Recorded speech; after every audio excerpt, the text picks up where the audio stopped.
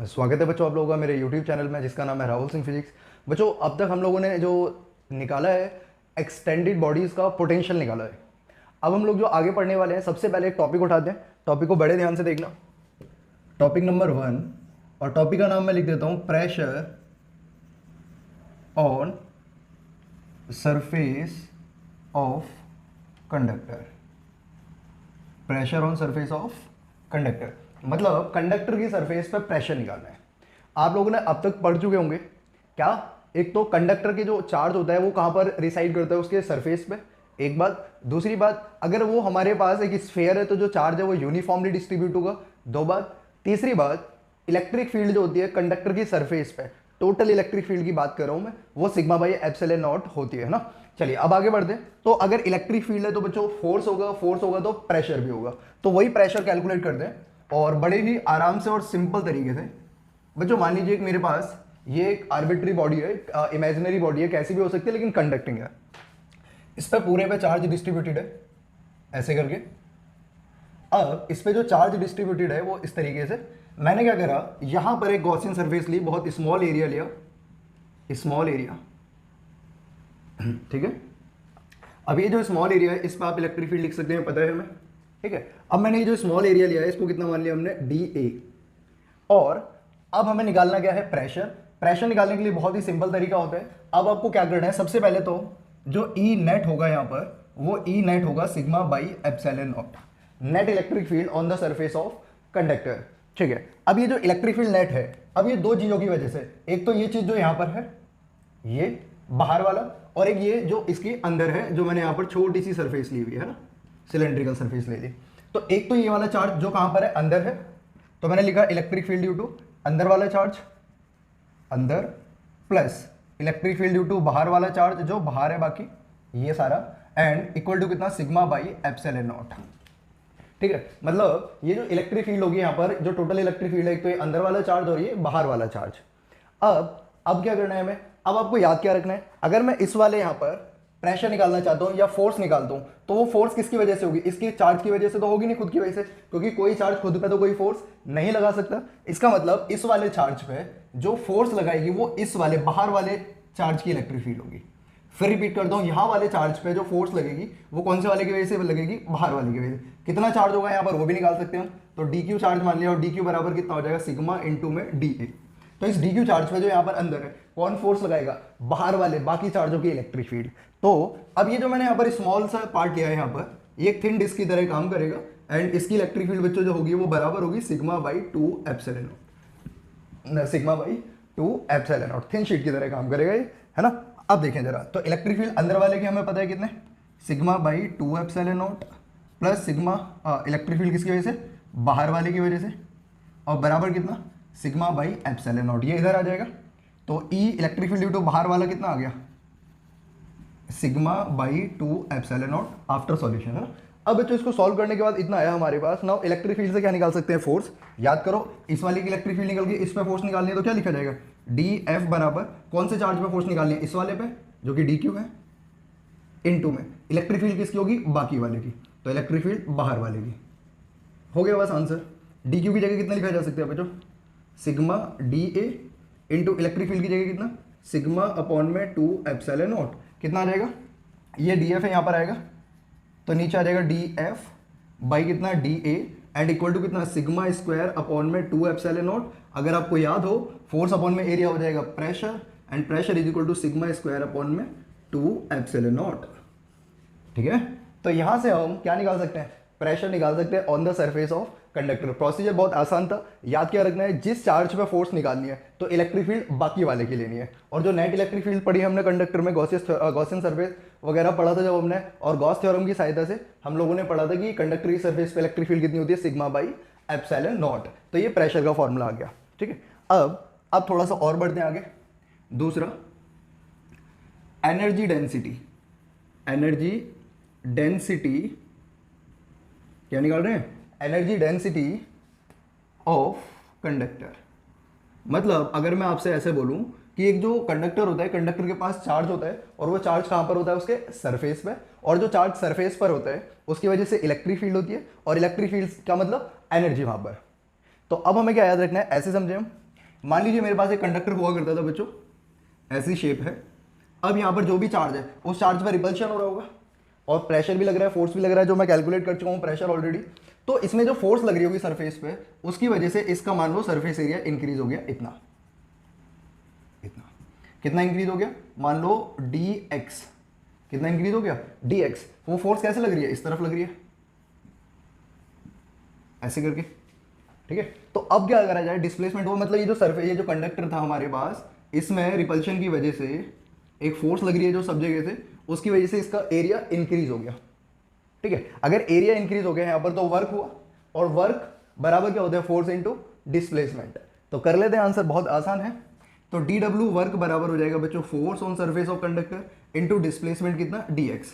अगर मैं यहाँ पर फोर्स निकालता हूँ, मान लो मैं थोड़ा सा रीजन ले लेता हूँ, तो फोर्स का फॉर्मूला यहाँ से लिखा जा सकता है। फोर्स का फॉर्मूला कितना हो जाएगा? देखो, सिग्मा स्क्वायर अपॉन में 2 एप्सिलॉन नॉट इनटू में dA इनटू में dx। स्मॉल पार्ट के लिए बता रहा हूँ मैं आपको, ये सारी कहानी किसके लिए है? स्मॉल पार्ट के लिए, स्मॉल एरिया के लिए, ठीक है। अब बताओ, ये एरिया हो गया स्मॉल पार्ट का, ये इसका लेंथ होगी, एरिया इंटू लेंथ वॉल्यूम हो जाएगा, तो कितना हो गया?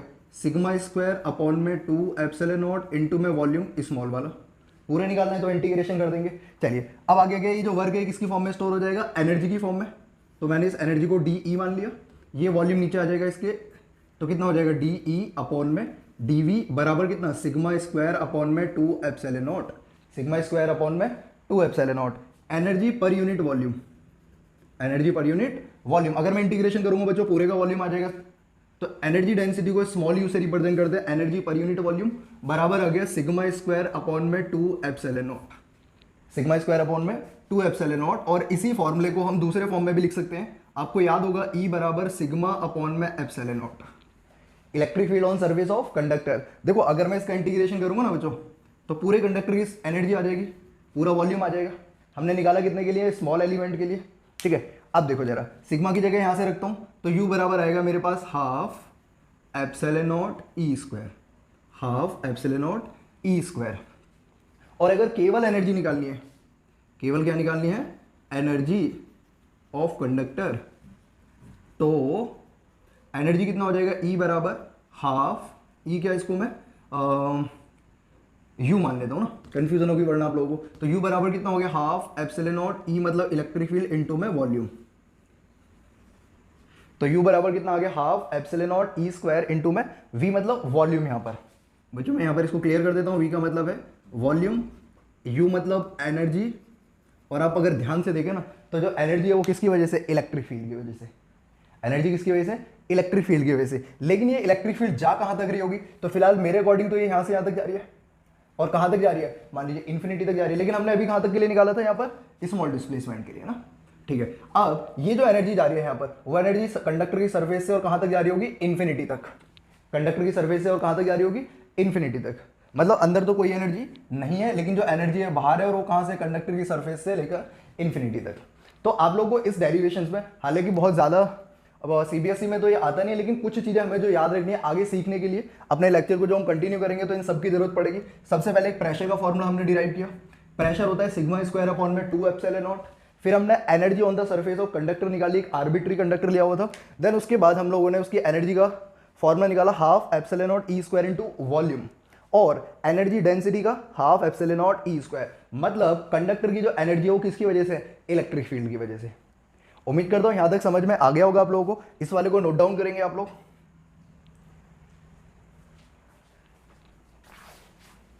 तो बच्चों अब तक हमने क्या सीखा? एक तो प्रेशर निकाल लिया, एनर्जी निकाल दी, एनर्जी पर यूनिट वॉल्यूम निकाल दिया। अब इसका बेनिफिट क्या है? मान लीजिए आप लोग 12th पास आउट करके आगे कंपटीशन की तैयारी जब कर रहे हैं, और आप लोग कंपटीशन की तैयारी करने के दौरान अगर आपके पास क्वेश्चंस आते हैं एनर्जी ऑफ कंडक्टर निकालने के लिए, और वो किस फॉर्म में होगी? आपको याद रखना है इलेक्ट्रिक फील्ड की फॉर्म में होगी। पहली बात, कहाँ पर होगी? कंडक्टर की सरफेस पे। और कहाँ तक होगी? इन्फिनिटी तक। कंडक्टर की सरफेस से लेकर और कहाँ तक? इन्फिनिटी की। अब देखें जरा, प्रेशर निकाल चुके हैं, आगे मैं इसका एक क्वेश्चन कराता हूँ, उम्मीद करता हूँ आप लोगों को समझ में आ जाएगा। मान लीजिए बच्चों मेरे पास एक ये शीट है, ये शीट है, थिन शीट मान लीजिए आप इसको, और इस पे यहाँ पर पॉजिटिव चार्ज डिस्ट्रीब्यूटेड है, ठीक। और इसकी सरफेस चार्ज डेंसिटी कितना है, सिग्मा, एंड इसके पास में क्यूब रखा हुआ है, एक क्यूब रखा हुआ है, और इस क्यूब की साइड आपको दे रखी है ए। क्यूब की साइड कितनी दे रखी है आपको, ए। अब आपको पूछा हुआ है बताओ एनर्जी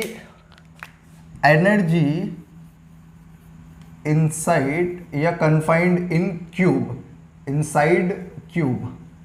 भाई क्यूब के अंदर कितनी एनर्जी होगी ना, वो एनर्जी निकालनी है। बहुत आसान हो जाता है अगर आपको एनर्जी डेंसिटी का फॉर्मूला याद रहता है। और भी कर सकते हैं, लेकिन एक क्वेश्चन कराता हूँ, आप लोगों को क्लैरिटी आनी चाहिए, कंसेप्ट क्लियर होना चाहिए। बच्चों एक बात बताओ, ये हमारे पास अगर थिन शीट है तो इसकी इलेक्ट्रिक फील्ड कैसी होगी, यूनिफॉर्म होगी, ऐसे करके, ऐसे। अगर इसकी इलेक्ट्रिक फील्ड यूनिफॉर्म है और इलेक्ट्रिक फील्ड का फॉर्मूला भी याद होगा, sigma by 2 epsilon not, sigma by 2 epsilon not, ये इलेक्ट्रिक फील्ड होती थी थिन शीट की। इसके बाद आपको पता है एनर्जी का फॉर्मूला क्या होता है, एनर्जी बराबर half epsilon naught E square into में वॉल्यूम, इनटू में वॉल्यूम। तो half as it is, epsilon naught as it is, electric field की जगह बताओ कितना आएगा, ई की जगह सिग्मा बाई 2 एप्सिलॉन नॉट उसका स्क्वायर इनटू में वॉल्यूम किसका, क्यूब का, क्योंकि एनर्जी किसकी निकालनी है, क्यूब की, तो एनर्जी की वॉल्यूम कितना हो गया, साइड का क्यूब। सॉल्व कर लेंगे तो कितना आएगा, सिग्मा स्क्वायर ए का क्यूब अपॉन में 2 दूनी 4 दूनी 8 एप्सिलॉन नॉट का स्क्वायर, एप्सिलॉन नॉट कट जाएगा। तो ये इसकी एनर्जी आ गई confined with in cube. Cube के अंदर जो एनर्जी हुई किसकी वजह से, इलेक्ट्रिक फील्ड की वजह से। क्लियर है क्या? तो ऐसे करके आप इस फॉर्मूले की सहायता से एनर्जी निकाल सकते हैं किसी कंडक्टर के अंदर जितनी कन्फाइंड होगी जब ये इलेक्ट्रिक फील्ड में रखी होगी। क्लियर है क्या? अब देखें जरा, अगला टॉपिक करते हैं बच्चों। अगला टॉपिक है, टॉपिक का नाम है energy of spherical conductor. Energy of spherical conductor. अब एक स्फेरिकल कंडक्टर है, उसकी एनर्जी निकालते हैं और ये फॉर्मूला आपको याद रखना पड़ेगा। तो देखते हैं कैसे। मान लीजिए कंडक्टर है, ये रहा कंडक्टर है, यहां पर आप इसको चार्ज दे रहे हैं, चार्ज देना स्टार्ट करते हैं। तो सोच के देखो, अगर बच्चों इस कंडक्टर को चार्ज देते हैं तो चार्ज कहां पर डिस्ट्रीब्यूट होगा, उसके सरफेस पे, अंदर नहीं जाएगा। मतलब एक बात तो कंफर्म हो गई, जो भी चार्ज आप देने वाले हैं वो कहां पर होगा, उसके सरफेस पे, और सेंटर से कितनी दूरी पर, r दूरी पर। तो अब मैं आपको बताऊं, यहां पर जब यहां से चार्ज लाएंगे, एक चार्ज लाए, जब कोई चार्ज नहीं था तब तो कोई एक्सटर्नल वर्क हमने करा, कोई रिपल्शन फोर्स नहीं थी। लेकिन जैसे ही यहां पर चार्ज आएगा इसके ऊपर, तो ये नए वाले चार्ज को रिपेल करने लगेगा। अगर रिपेल करेगा तो एक एक्सटर्नल सोर्स के द्वारा वर्क किया जाएगा, और वो एक्सटर्नल सोर्स के द्वारा जो वर्क किया जाएगा वो किस फॉर्म में स्टोर हो जाएगा, इसमें एनर्जी की फॉर्म में। ठीक है, तो अब देखें जरा, मान लो कुछ टाइम पर कितना हो गया इस पे चार्ज Q, और हम कितना लेकर आ रहे हैं, dQ। कितना चार्ज हो गया Q, और कितना लेकर आ रहे हैं, dQ। नाउ अब क्या होगा, एज dW बराबर होता है V पोटेंशियल डिफरेंस इनटू में कितना, dQ। dW वर्क बराबर चार्ज इनटू में पोटेंशियल डिफरेंस, मतलब V इनटू में dQ। चलिए V की जगह कितना लिख सकते हैं, कितना चार्ज हो गया बच्चों इसमें, Q अपॉन में 4 पाई एप्सिलॉन नॉट, रेडियस कितनी है R, साथ में कितना dQ।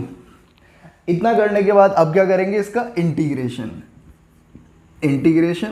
dW Q by 4 pi epsilon naught R, और साथ में कितना dQ। कहाँ से ला रहे हैं, इन्फिनिटी से। कहाँ तक लाना है, इसके सरफेस तक। तो यहाँ पर वेरिएबल कौन है, Q, तो चार्ज का Q तक कर दिया हमने। रेडियस में कोई चेंज नहीं आ रहा है यहाँ पर, है ना। तो मतलब यहाँ पर सॉरी, 0 चार्ज से लेकर, कितना चार्ज दिया था हमने इसको पहले, 0 चार्ज था इनिशियली, अब कितना चार्ज हो गया, Q। तो dW work W 1/4 by epsilon naught R बाहर आ गया, Q की पावर 1 है, इंटीग्रेशन करेंगे तो कितना, Q स्क्वायर बाई 2, 0 से लेकर कैपिटल Q। अब इस स्मॉल q की जगह upper limit minus lower limit, and W बराबर कितना आ गया, Q स्क्वायर अपॉन में 2 इंटू में 4 pi epsilon naught R। This जो हुआ है ये स्टोर हो जाएगा in the form of energy, and energy become half Q square by 4 pi epsilon naught R. This is the energy of spherical conductor. तो होगा कैसे, अब देखो जब इस पे चार्ज देते जाएंगे देते जाएंगे देते जाएंगे देते जाएंगे देते जाएंगे, तो यहाँ से यहाँ इलेक्ट्रिक फील्ड सेटअप होगी कहाँ तक, इन्फिनिटी तक। और उस इलेक्ट्रिक फील्ड की वजह से क्या है यहाँ पर, एनर्जी है ना। और ये एनर्जी कहाँ से कहाँ तक है, ये एनर्जी हमारे पास सरफेस से लेकर टू इन्फिनिटी। सरफेस से लेकर कहाँ तक है, इन्फिनिटी। मतलब ये कंडक्टर को चार्ज दे रहे हो तो उसकी एनर्जी सरफेस से लेकर इन्फिनिटी तक फैली हुई है, लेकिन वो हमारे किसी यूज की अभी तो है नहीं। क्यों, क्योंकि कहाँ से कहाँ तक है, वो सरफेस से लेकर इन्फिनिटी तक इतने लार्ज एरिया में फैली हुई है। लेकिन अगर हम इसी एनर्जी को कन्फाइंड कर दें एक रीजन के अंदर, तो होगा क्या, तो हमारे पास वो एनर्जी यूजफुल एनर्जी हो जाएगी, जो हमें पढ़ना होता है डिवाइस जिसको बोलते हैं कैपेसिटर। तो अभी तो फिलहाल हमें समझ में आया एक अगर मेरे पास आइसोलेटेड कंडक्टर है, उसकी सरफेस के लिए या उसके द्वारा जो एनर्जी होगी वो एनर्जी सरफेस से और इनफाइनाइट तक होती है, जो हमारे काम की अभी नहीं है। लेकिन अगर हम इस इलेक्ट्रिक फील्ड को, जो कहां से जा रही है, सरफेस से इन्फिनिटी तक जा रही है, अगर उस इलेक्ट्रिक फील्ड को कन्फाइन कर दें एक रीजन में, तो एनर्जी जो होगी वो यूजफुल एनर्जी हो जाएगी, जो कैपेसिटर में पढ़ना होता है। अभी मैं उसका डिस्कस नहीं करूंगा, लेकिन आपको ये समझ में आया होगा बच्चों इलेक्ट्रिक फील्ड की सहायता से कैसे एनर्जी निकाल सकते हैं। इलेक्ट्रिक फील्ड की वजह से एनर्जी होती है, ये हम पढ़ चुके हैं। इलेक्ट्रिकल एनर्जी होती है ड्यू टू किसकी वजह से, इलेक्ट्रिक फील्ड की वजह से।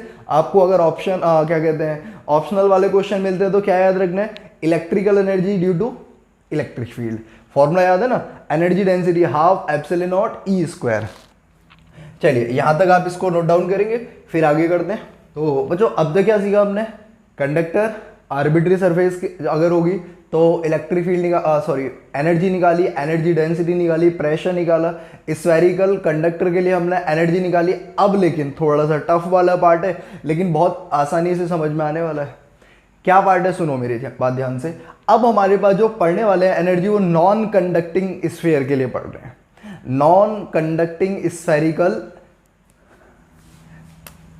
तो देखो energy of non conducting sphere. अब भाई ये नॉन कंडक्टिंग स्फीयर की थोड़ा टफ क्यों होने वाला है, ऐसा क्यों बोल रहा हूं मैं, उसका एक रीजन है। क्योंकि नॉन कंडक्टिंग, हालांकि ये सॉलिड है, मैं फिर क्लियर कर दूं, सॉलिड स्फीयर है, ठीक है। अब लेकिन जब हम कंडक्टर की बात करते थे तो जो चार्ज देते थे वो कहां पर चला जाता था, सरफेस पे ही रहता था। तो सेंटर से जो दूरी होती थी वो चेंज नहीं होती थी। लेकिन अगर आपको एक कंडक्टर को चार्ज देना है तो चार्ज तो उसके अंदर भी रह सकता है। इसका मतलब सबसे पहले हम सेंटर से रखना स्टार्ट करेंगे, सेंटर से रखना स्टार्ट करेंगे, फिर वो बड़ा होगा, फिर बड़ा होगा, फिर बड़ा होगा, फिर पूरे में जाएगा। क्लियर हो रही है मेरी बात। लेकिन एक चीज हमें याद रखना है, यहां पर यूनिफॉर्म चार्ज डिस्ट्रीब्यूशन होगा, वॉल्यूम चार्ज डेंसिटी सेम रहेगी। तो देखिए कैसे करेंगे। मान लीजिए हमारे पास एक कंडक्टर है, एक नॉन कंडक्टिंग सॉलिड स्फीयर है जिसका रेडियस r है। मेरी इच्छा है इसको चार्ज देने की, क्यू चार्ज देना है मेरे को कुल मिला के इसको। और चार्ज कहां पर देंगे, इसकी शुरुआत में सेंटर से देना स्टार्ट करेंगे। अब जब इसको मैं चार्ज देना स्टार्ट करता हूं तो ये कुछ ऐसे करके बनना स्टार्ट हुआ, मान लीजिए ऐसे करके। तो अभी तो ये छोटा सा बना हमारे पास स्फीयर, ऐसे बनना स्टार्ट हुआ धीरे धीरे। अगर ये ऐसे बनना स्टार्ट हुआ तो अब क्या इसकी रेडियस अभी कैपिटल आर होगी, नहीं स्मॉल आर होगी। क्या इसके ऊपर अब हम चार्ज जब दे रहे हैं तो कितना चार्ज दे चुके हैं, क्यू, लेकिन अब कितना ला रहे हैं हम, डी क्यू। लेकिन हमें लाना कितना है, टोटल क्यू चार्ज लाना है। तो यहाँ पर कौन कौन वेरी करेगा, पहले गोला देखो चार्ज इतने से रीजन में था, फिर बड़े में जाएगा, थोड़ा और बड़ा होगा, थोड़ा और बड़ा होगा, मतलब डिस्टेंस, मतलब रेडियस भी वेरी करेगा। चार्ज तो वेरी करेगा ही, लेकिन रेडियस भी वेरी करेगी। लेकिन कंडक्टर में रेडियस वेरी नहीं करती थी। तो अब यहाँ पर करना क्या है, तो यहाँ पर बहुत सिंपल प्रोसीजर है बच्चों। सबसे पहले इस वाले का क्या निकाल देता हूं मैं, चार्ज निकाल देता हूं। तो चार्ज कितना है इस पे, क्यू। तो चार्ज कैसे निकालेंगे, आपको याद होगा रो मतलब बराबर होता था, अगर मैं इसको टोटल चार्ज कितना देता हूं, क्यू, तो रो बराबर चार्ज क्यू अपॉन में वॉल्यूम कितना 4/3 pi capital R cube, charge per unit volume, तो 3Q/4 pi are capital cube. तो ये आ गया रो का मतलब चार्ज पर यूनिट वॉल्यूम। अब देखो, लेकिन मेरे को तो अभी जो मैं फॉर्मेशन करना स्टार्ट किया वो तो ये वाला स्फीयर है, तो इस स्फीयर का वॉल्यूम, अगर इसका चार्ज निकालना है तो इसका चार्ज क्यू है, डेंसिटी रो की वैल्यू रख देता हूं, रो इनटू में इसका वॉल्यूम, किसका, इस वाले का जो हम नया गोला बना रहे हैं, 4/3 पाई छोटा आर क्यूब, जो कट रहा है काट देते हैं उसको, कितना आ गया, Q small R cube upon में capital R cube. This is the charge for किसके लिए, जो नया बनना स्टार्ट हुआ है अभी, ठीक है। अब देखें बच्चों ध्यान से, चार्ज निकाल दिया हमने, क्यू आ गया कितना, क्यू आर क्यूब अपॉन में कितना, कैपिटल आर क्यूब। नाउ एक और वेरिएबल होगा हमारे पास यहाँ पर डी क्यू, तो डी क्यू को निकाल देते हैं यहाँ पर डिफरेंशिएशन करके। तो डी क्यू का डिफरेंशिएशन आर के रिस्पेक्ट में करा तो क्यू बाई आर क्यूब बाहर आ जाएगा, किसका डिफरेंशिएशन होगा, आर की पावर 3, तो मतलब 3r²। तो डी क्यू की वैल्यू भी आ गई मेरे पास, कितना आ गया डी क्यू, 3qr² अपॉन में कैपिटल आर की पावर 3, ठीक है। डिफरेंशिएशन का रूल क्या होता है, पावर आगे 1 माइनस कितनी पावर थी, 3, आगे आ गया 3, 1 कम हो गया, तो फिर यहां पर डी क्यू निकालना है तो इंटू डी आर यहां पर हो जाएगा, ठीक है। अब क्या करना है, सीधे से हमें वर्क निकाल देना, वर्क बराबर कितना, वी डी क्यू, वी की जगह बच्चों कितना चार्ज है इसके पास, क्यू, तो Q by 4 pi epsilon not छोटा आर, इस स्फीयर की बात कर रहा हूं, इनटू में डी क्यू।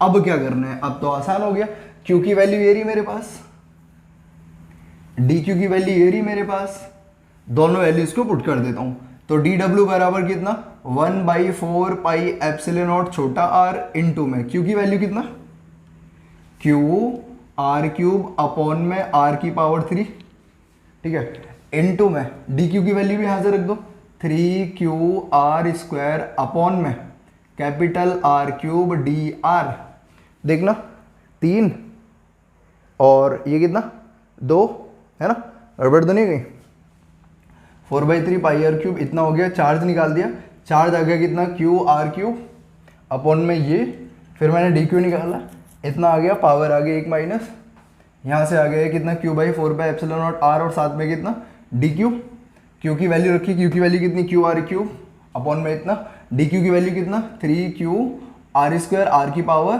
3, और ये डी आर, तो ये टोटल मिला के कितना हो गया बताओ, 1 आर से आर कैंसिल हो गया, तो डी डब्ल्यू बराबर कितना आ गया, 3/4 पाई एप्सिलॉन नॉट क्यू, ठीक है। अब यहाँ पर कितना रह गया बच्चों, आर की पावर 3 और यहाँ पर कितना आर, तो मतलब आर की पावर 4 और साथ में कितना डी आर, और अपॉन में आर की पावर 6।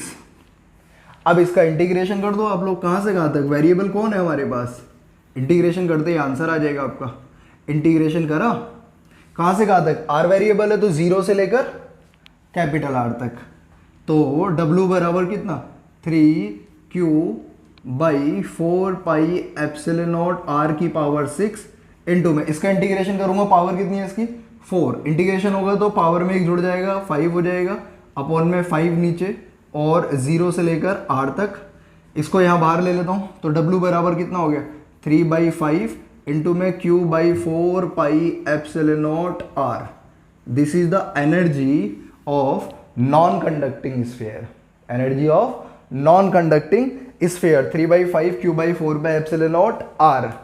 क्लियर है क्या, कैसे करा है, फिर एक बार रिपीट कर देता हूँ, बड़े ध्यान से देखना। सबसे पहले देखो, मेरे को इस पूरे को चार्ज देना है क्यू, जो अंदर तक भरना है इसे, लेकिन जैसे ही भरना स्टार्ट करेंगे तो स्फीयर बड़ा होगा, तो क्योंकि हमारे पास क्या होगा, चार्ज सेंटर में भी मतलब पूरे अंदर दिया जा सकता है चार्ज। तो डेंसिटी क्या होती है, डेंसिटी बराबर चार्ज अपॉन में वॉल्यूम, इसको ऐसे लिखा। अब चार्ज निकालना है, चार्ज बराबर डेंसिटी इंटू वॉल्यूम, इतनी डेंसिटी थी हमारे पास, इतना वॉल्यूम था इसका, इस वाले का, इसका चार्ज निकाल दिया हमने। अब इसका डिफरेंशिएशन करता हूँ तो आर के रिस्पेक्ट में तो क्या आ जाएगा मेरे पास, डी क्यू की वैल्यू आ जाएगी, डी क्यू की वैल्यू निकाल दी। दोनों को निकालने के बाद यहाँ पर डी डब्ल्यू बराबर वी डी क्यू, वी की value q/4 by epsilon naught R D Q, और फिर उसको इंटीग्रेशन करा 0 से r तक। ये एनर्जी आ गई हमारे पास नॉन कंडक्टिंग स्फीयर की, जो इसके अंदर कन्फाइंड है, ठीक है। अब क्योंकि ये पूरा चार्ज जब इसको भर दिया जाएगा, ऐसे करके पूरा भरा हुआ है ये ऐसे, और फिर आपको पता है यहाँ पर तो इलेक्ट्रिक फील्ड बाहर भी निकलती है, अंदर भी होती है ना। तो अंदर से लेकर कहाँ तक, इन्फिनिटी तक, अंदर से लेकर कहाँ तक, इन्फिनिटी तक, ठीक है। मतलब अंदर भी एनर्जी है लेकिन कंडक्टर में अंदर एनर्जी नहीं थी, इसमें अंदर भी एनर्जी है लेकिन कहाँ तक है, इन्फिनिटी तक, ठीक है। तो ये सारा पार्ट था हमारे पास किसके लिए, एनर्जी के लिए। एनर्जी ऑफ इसका पढ़ा हमने, एनर्जी पढ़ लिया, प्रेशर पढ़ लिया, एनर्जी ऑफ कंडक्टिंग स्फीयर पढ़ लिया, नॉन कंडक्टिंग स्फीयर पढ़ लिया। इस वाले लेक्चर में यहीं तक रखते हैं बच्चों, अगले लेक्चर में फिर मिलेंगे। उम्मीद है आप लोगों को समझ में आ रहा होगा जितना अभी तक पढ़ाया गया है। ये वाला पार्ट कराने का मकसद यही है कि एनर्जी अगर आप निकालना सीख लेंगे, एनर्जी इलेक्ट्रिक फील्ड की फॉर्म में होती है, तो हम सेकंड चैप्टर के अगले पार्ट में आ जाएंगे जिसको बोलते हैं कैपेसिटर। अगर आपको ये सारा याद रहेगा तो कैपेसिटर समझना आपके लिए बहुत ही आसान हो जाएगा। ये सारी पार्ट यहाँ पर लाइन मार देता हूँ, आराम से इसको समझें, कॉपी में लिखें, प्रैक्टिस करें। अगले लेक्चर में मिलते हैं। Thank you.